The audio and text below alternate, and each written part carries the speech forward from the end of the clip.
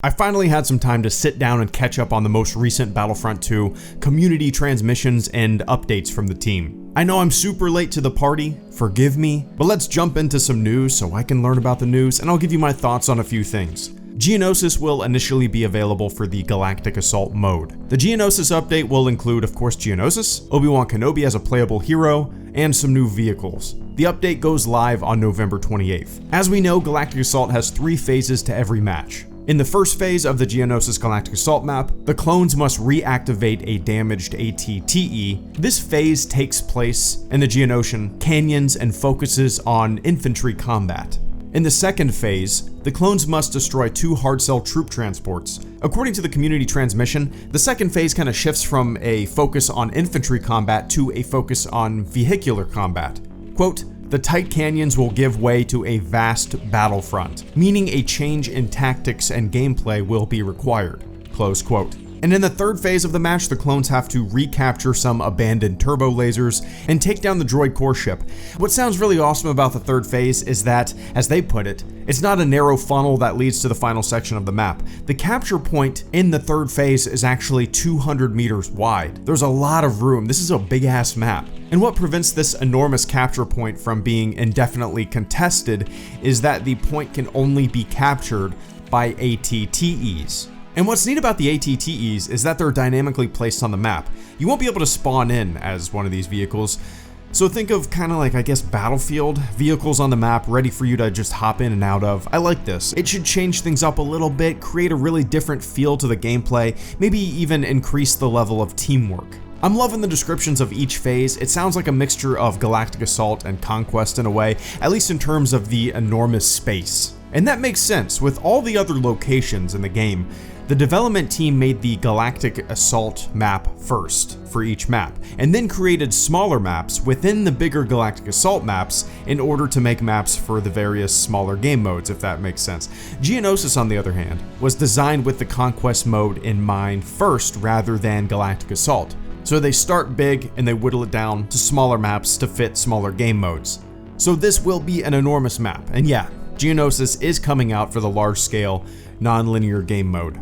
Quote, "The vistas and the feeling of a massive battle going on is crucial to delivering this experience. You're not just fighting with your squad, you're fighting with your squad as part of a huge planetary battle that is raging all around you." Close quote. It looks like the Geonosis update will bring 3 new playable vehicles to the game.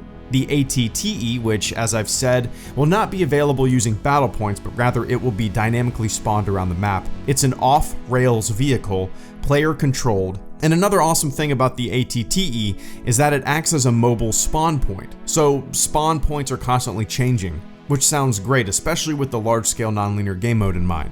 Another vehicle is the STAP, or STOP?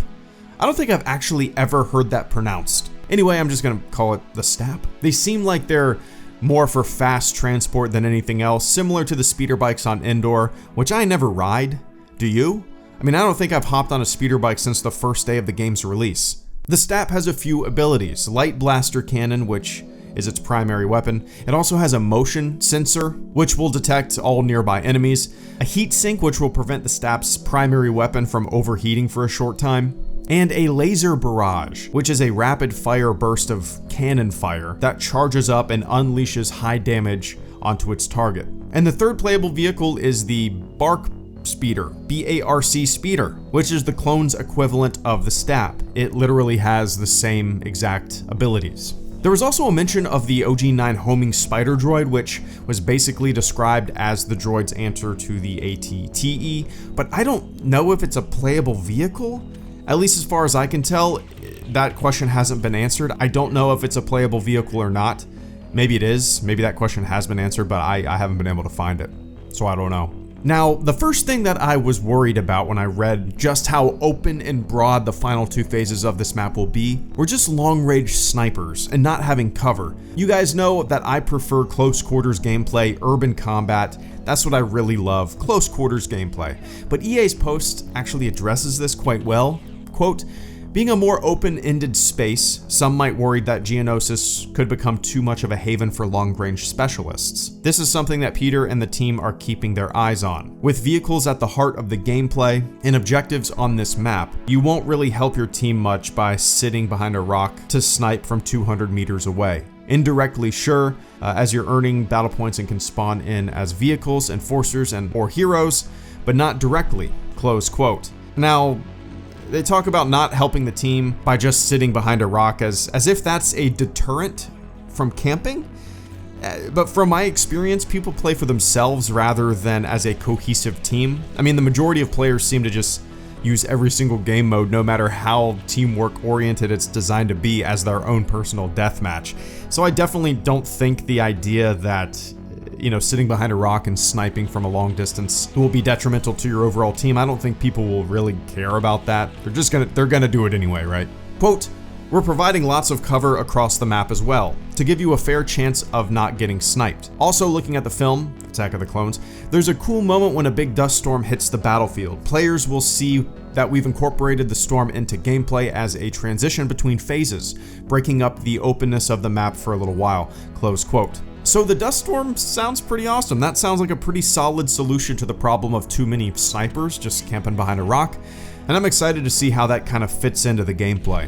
Along with the Geonosis update, we'll be getting Obi-Wan Kenobi as a playable hero on the same day. There's not much known about him at the moment, not really a detailed community transmission yet, but they did give us a little behind the scenes taste of things to come. So there's a little bit of information about the Geonosis update. I'm pretty damn excited for this one. It seems different, a different take on Galactic Assault. Same basic structure, of course, but with a lot of different moving parts and different ways of playing. Giant vehicles that aren't on rails, dynamically spawned on the map, and are an integral part of winning the game. 3 phases that seem relatively different from one another, opening up into a massive map, kind of hinting at the upcoming Conquest mode. I'm excited to see how all this plays out. I'll be there playing the update on day 1. Let me know what you guys think in the comment section below.